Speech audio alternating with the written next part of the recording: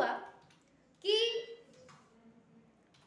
Master जी उसके पास गए और पूछे कि ये बताओ तुम क्या सोच रहे हो, तुम कहाँ खोए हो कि मैंने इतना लेसन पढ़ा दिया पर तुमने मेरी बातों का न जवाब दिया न मेरी बातों को सुना।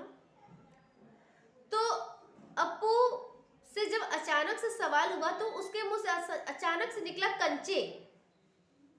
अब मास्टर जी समझ गए कि लगता है किसने ये कंचों के बारे में सोच रहा था। तो मास्टर जी ने क्या किया, उसे बेंच पे खड़ा कर दिया। अब सारे बच्चे उसको देख देख के हंस रहे थे। फिर भी अप्पू जो था उस बेंच पे खड़ा होकर भी कंचों के बारे में ही सोच रहा था। तब दोबारा मास्टर जी ने पूछा कि बताओ तुम क्या सोच रहे हो। तो उसने दोबारा दिया पैसे, यानी कि मैं पैसों के बारे में सोच रहा हूँ। तो मास्टर जी ने कहा कि ये बताओ तुम्हें कितने पैसे चाहिए और किस लिए चाहिए, क्या रेलगाड़ी खरीदने के लिए। उन्होंने बताया कि तुम रेलगाड़ी से पैसों से रेलगाड़ी खरीद ही नहीं सकते, और अगर मिल भी तुम्हें जाता है तो तुम करोगे क्या। तभी कक्षा में चपरासी फीस जमा करने का नोटिस लेकर आया और मास्टर जी ने सारे बच्चों से कहा कि जो भी बच्चे फीस लाए होंगे वो लाके जमा कर दे। तो अप्पू के पिताजी ने भी उसे 1.5 रुपए फीस के लिए दिए थे जमा करने के लिए। तो अब बेंच से उतरकर जाने लगा। तब मास्टर जी ने उसे दोबारा बेंच पे खड़ा कर दिया। वह रोने लगा। उसके बाद मास्टर जी ने उसे कहा कि ठीक है, मैं तुम्हें माफ कर दे रहा हूं, आइंदा से तुम दोबारा शैतानी मत करना। अब अप्पू ने क्या किया कि उसने फीस नहीं जमा किया और वह उस दुकान पर गया और 1.5 रुपए से उसने बहुत सारे कंचे खरीद लिए और कागज की पोटली में कंचों को लेकर वह नीम के पेड़ों की छाया में चला गया।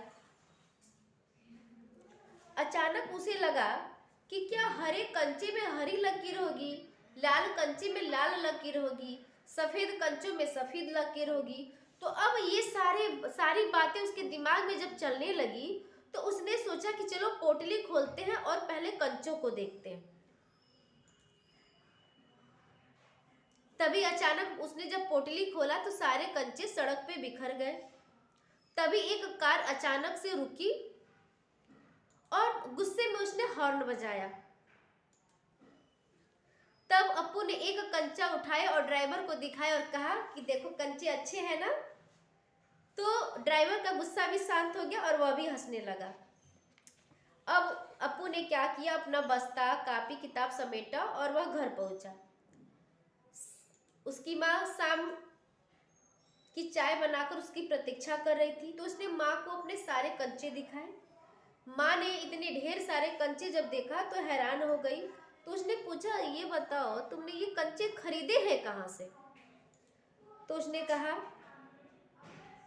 कि फीस के पैसे से खरीदे हैं। तो माँ ने कहा कि ये बताओ तुमने फीस के पैसों से तो कंचे खरीद लिया, लेकिन आखिर में तुम इसे किसके साथ खेलोगे।